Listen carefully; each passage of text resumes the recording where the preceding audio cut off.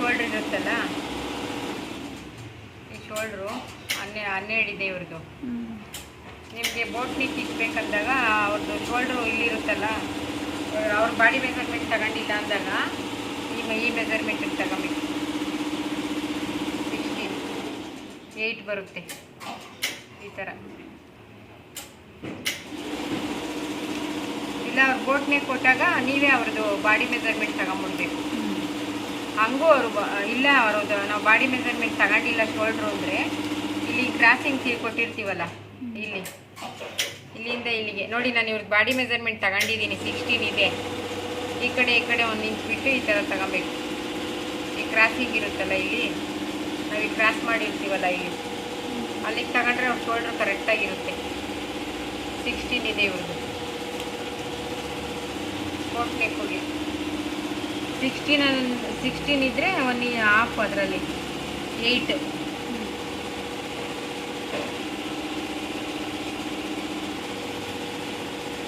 ಮತ್ತು ಇಲ್ಲಿ 4.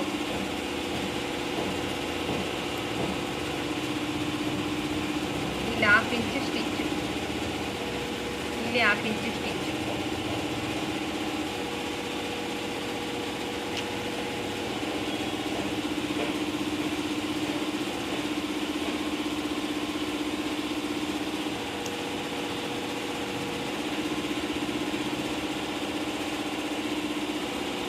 ಈಗ 3.25 ಇದ್ದರೆ ಸಾಕು.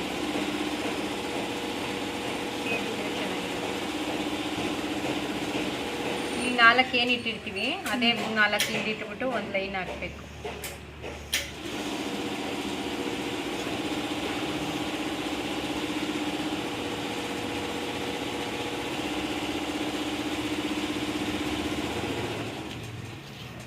ಇವಾಗ ನಾವು ಇಲ್ಲಿ ಎಷ್ಟು ಇಟ್ಟಿರ್ತೀವೋ ಅಷ್ಟೇ ಆರ್ಮೋಲ್ ಇಡಬೇಕು. ಬೋಟ್ ನೆಕ್ಕಿಗೆ ಮಾತ್ರ. ಶೋಲ್ಡರ್ ಎಷ್ಟೇ ಇರುತ್ತೆ? ಹಾಂ, ಶೋಲ್ಡರ್ ಎಷ್ಟಿರುತ್ತೋ ಅಷ್ಟೇ ಇರಬೇಕು.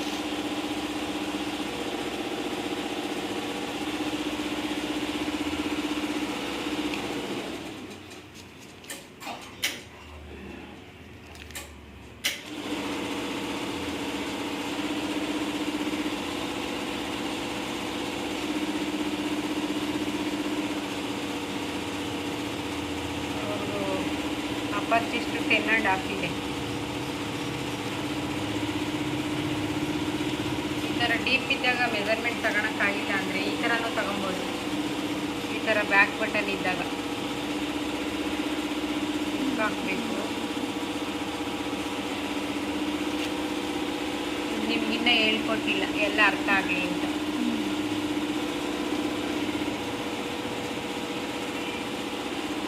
ಇದು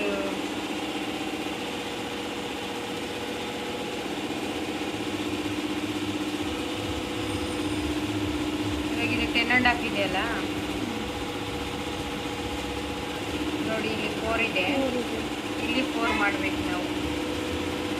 4 ಒಂದು ಮಾಡ್ಕೊ.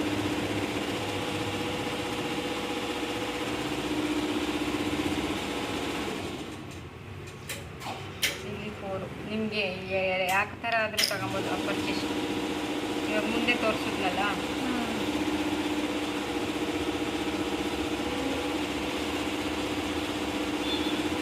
10 ಇದೆಯಲ್ಲ, 20 ಇದೆ.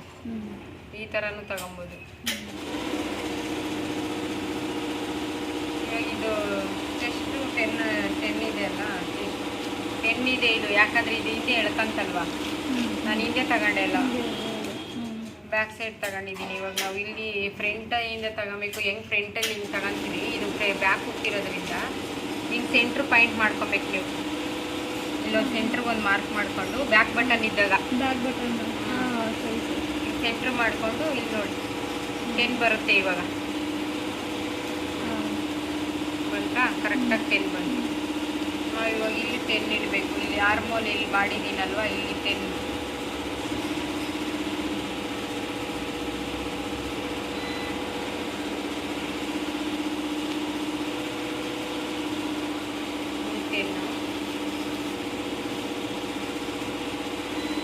ಇವಾಗ ನಾವು ಈ ಬೋಟ್ ನೆಕ್ ಇಟ್ಟಾಗ ಇದು ನಾವಿಲ್ಲಿ 1 ಇಂಚು ಮುಂದೆ ತಗೊಂತೀವಲ್ಲ ಬೇರೆ ನೆಕ್ಕಿಗೆ, ಹಂಗೆ ತಗೊಬಾರ್ದು.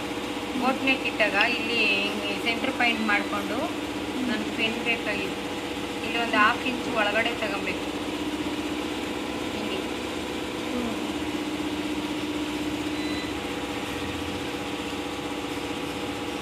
ಹಿಂಗೆ ಮಾರ್ಕ್ ಹಾಕಿರ್ತೀರಲ್ವಾ,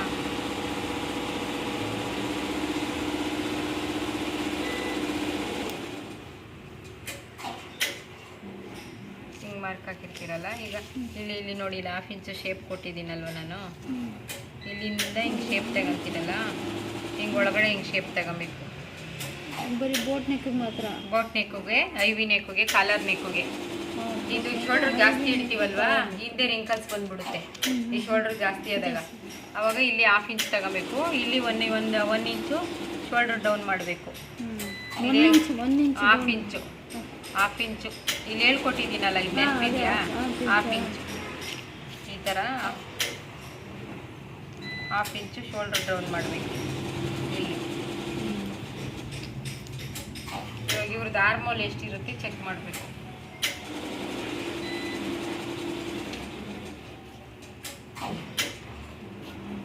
ಈ ಥರ ಎಳೆದ್ಬಿಟ್ಟು ಕ್ಲೀನಾಗಿ ಇದನ್ನು, ಇಲ್ಲಿ ನಾವು ಸ್ಟಿಚ್ ಹಾಕಿರ್ತೀವಲ್ಲ, ಇಲ್ಲಿ ಸ್ಟಿಚ್ ಹಾಕಿರೋ ಹತ್ರ ಹಿಂಗೆ ಟೈಟಾಗಿ ಹಿಂಗೆ ಹೇಳಿದ್ರೆ 9.5 ಇದೆ. ಈಗ 9.5 ಇದೆಯಾ ಅಂತ ಚೆಕ್ ಮಾಡಬೇಕು. ಇದನ್ನು ಬಿಟ್ಟು ಇವಾಗ ಇಲ್ಲಿ ಹಾಫ್ ಇಂಚ್ ಇದು ಮಾಡಿದ್ದೀನಿ, ಡೌನ್ ತಗೊಂಡಿದ್ದೀನಿ, ಮತ್ತೆ ಹಾಫ್ ಇಂಚು ಸ್ಟಿಚ್ಚು ಬಿಟ್ಟು ನೋಡಬೇಕು. ಇಲ್ಲಿ 9 ಇದೆ ಅಲ್ಲ, ಇನ್ನೊಂದು ಹಾಫ್ ಇಂಚ್ ಕೆಳಗಡೆಗೆ ಹೋಗ್ಬೇಕು. ಅವಾಗ ಹಿಂಗೆ 9 ಇದ್ದಾಗ ಕಡಿಮೆ ಬಂದರೆ ಇಲ್ಲೊಂದು ಹಾಫ್ ಇಂಚ್ ಕೆಳಗಡೆ ಹೋಗ್ಬೇಕು. ಕೆಳಗಡೆ ಹೋಗಿ ಇಲ್ಲಿ ಮಾರ್ಕ್ ಹಾಕಬೇಕು.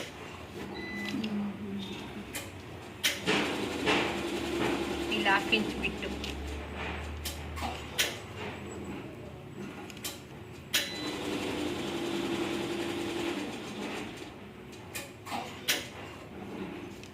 ನೋಡಿ, ಇಲ್ಲಿಂದ ತಗೊಬೇಕಿಲ್ಲ. ಇಲ್ಲಿ ಏನು ಮಾರ್ಕ್ ಹಾಕಿದ್ದೀನಿ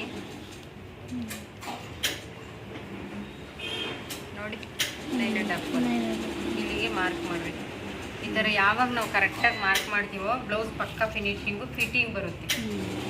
ಇದು ಎಲ್ಲ ಹೆಚ್ಚು ಕಮ್ಮಿ ಆದರೆ ಫಿಟ್ಟಿಂಗ್ ಇರಲ್ಲ. ನೋಡಿ ಇಲ್ಲಿ ಈ ಶೇಪು ನಾನು ಎಲ್ಲದಕ್ಕೂ ಹಾಫ್ ಇಂಚ್ ಸಾಕಂತ ಹೇಳ್ತೀನಲ್ವಾ, ಬೋಟ್ ನೆಕ್ಗೆ 1.5 ಇಂಚ್ ಸಾಕು. 1.5 ಇಡಬೇಕು. ಇಲ್ಲಿ ಬೋಟ್ ನೆಕ್ ನೀಟಾಗಿ ಬರುತ್ತೆ. ಇಲ್ಲಿಂದ ಹಿಂಗೆ ಕೊಡಬೇಕು ಬೋಟ್ ನೆಕ್.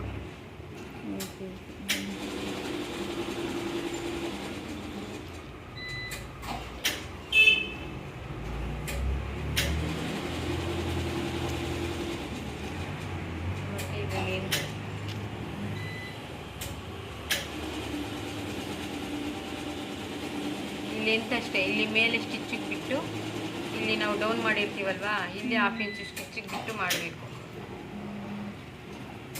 ಮತ್ತು ಇಲ್ಲಿ ಹಾಫ್ ಇಂಚು ಸ್ಟಿಚ್ಚಿಗೆ.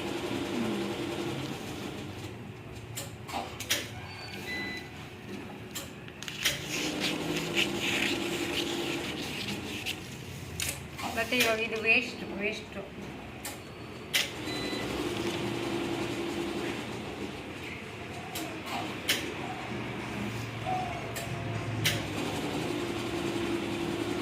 17 ಇದೆ. 17 ಎರಡು ಭಾಗ ಮಾಡಬೇಕು. ನಾನು 4 ತಗೊಂಡಿದ್ದೀನಲ್ಲ.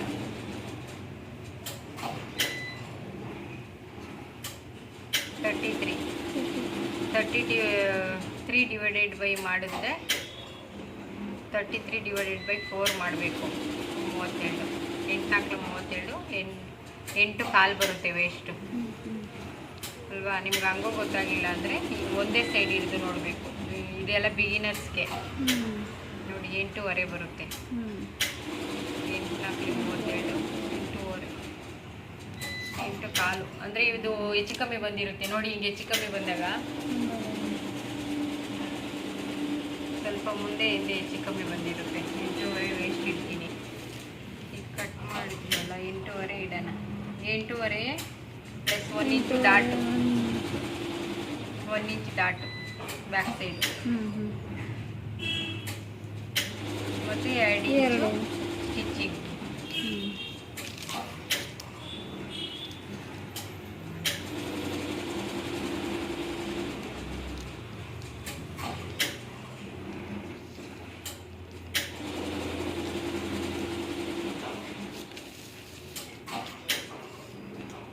ಡಾಟ್ ಇಟ್ಟಿದ್ದೀನಲ್ಲ 1 ಇಂಚು, ಅದು ಎಕ್ಸ್ಟ್ರಾ ಇಲ್ಲಿ ಒಂದು ಡಾಟು.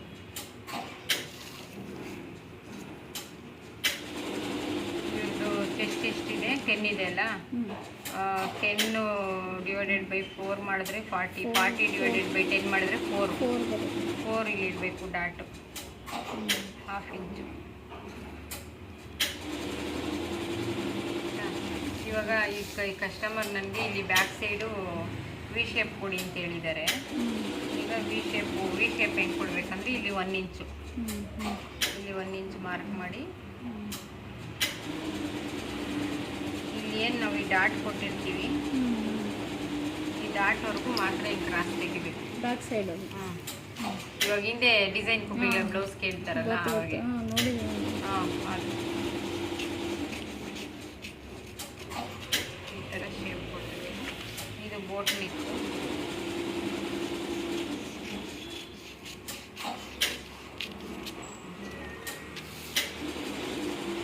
ಮತ್ತೆ ಇಲ್ಲಿ 1/2 ಇಂಚ್ ಹಿಂಗೆ ಒಳಗಡೆ ತಗೋಬೇಕಂತ ಹೇಳಿದ್ದೀನಿ ನೋಡಿ, ಇಲ್ಲಿ ಕಾಣಿಸ್ತಾ ಇದೆಯಾ ಮಾರ್ಕು? ಅದೇ ಥರ ಕಟ್ ಮಾಡಬೇಕು.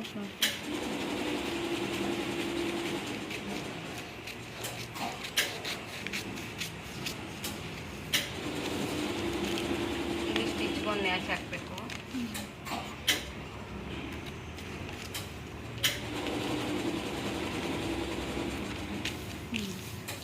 ಮತ್ತೆ ಇಲ್ಲಿ 1/2 ಇಂಚ್ ಕ್ರಾಸ್ ಹೇಳಿದ್ದೀನಲ್ಲ, ಇಲ್ಲಿಂದ ಕೊಡಬಾರ್ದು, ಹಿಂಗೆ ನಾವು ಹಿಂಗೆ ಕ್ರಾಸಾಗಿ ಕೊಡಬೇಕು.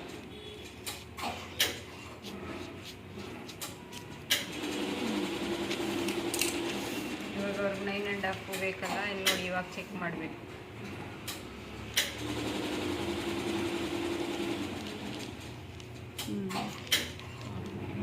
ಕರೆಕ್ಟಾಗಿ ಬರುತ್ತೆ.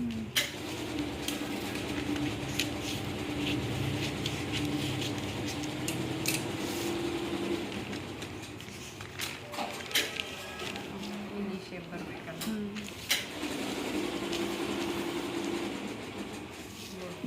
ಇಲ್ಲ ಅಷ್ಟೇ, ಇಲ್ಲೇನು ಡಿಸೈನ್ ಇನ್ನೇನಿಲ್ಲ ಅಷ್ಟೇ. ಇವಾಗ ಕೆಲವರು ನಮಗೆ ಬೋಟ್ ನೆಕ್ಕಲ್ಲಿ ಡಿಸೈನ್ ಹೇಳ್ತಾರಲ್ವಾ, ಅವಾಗ ಹೆಂಗೆ ಮಾಡಬೇಕಂದ್ರೆ ಅವ್ರದ್ದು ಡೀಪ್ ಎಷ್ಟಿರುತ್ತೆ ಈ ಡೀಪ್ ಇಟ್ಬಿಡ್ಬೇಕು. ಈ ಡೀಪ್ ಇಲ್ಲಿ ಬಿಟ್ಬಿಟ್ಟು ಇಲ್ಲಿ ಒಳಗಡೆ ನಾವು ಹಿಂಗೆ ಯಾವ ಡಿಸೈನ್ ಯಾವ ಶೇಪ್ ಬೇಕೋ ನಿಮ್ಗೆ ಆ ಶೇಪ್ ಕೊಟ್ಕೊಬೋದು ಅಷ್ಟೇ. ಬೋಟ್ ನೆಕ್ ಇಷ್ಟೇ ಈಸಿ, ಎಲ್ಲ ಅಷ್ಟೇ. ತಲೆಗೆ ಹೋದರೆ ಎಲ್ಲ ಈಸಿ, ಅರ್ಥ ಮಾಡ್ಕೋಬೇಕು. ಅರ್ಥ ಮಾಡ್ಕೊಬೇಕು.